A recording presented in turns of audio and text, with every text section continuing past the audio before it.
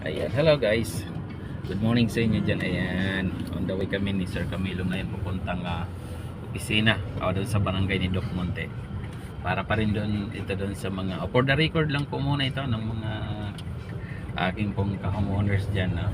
So inaayos po natin, kami po ay pupunta doon para tingnan natin kung sino yung mga tao na gustong pumasok at gusto tayong guluhin. Hindi naman sa panggugulo, pero para lang sa kalinawan ng bawat isa doon sa atin, sa lugar natin sa Kaysakan.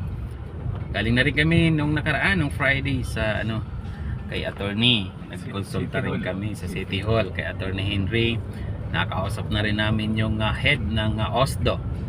Talaga naman maganda po yung balita na aming pong bitbit. Wala pong makakagalaw doon sa lugar natin. So for lang naman to namin pupunta kay Doc Monte para lang talagang sabi nga para sure tayo sa mga bawat nilalakad natin. Makikipag-meet lang kami dito kasi gusto daw makipag-usap o makipagkita nung kung sino man yung may-ari daw nung ganun kalaking lupa at sakop tayo lahat. Ayan, so yan lang naman. Buong Kaysakan, buong sumusunod. For the record lang naman natin. Kasama ko si Sir Rosel. Ngayon po ay araw ng Lunes, December 18, 2023. So yan lang guys. Ito po yung ating record ngayon. Thank you. Bye bye.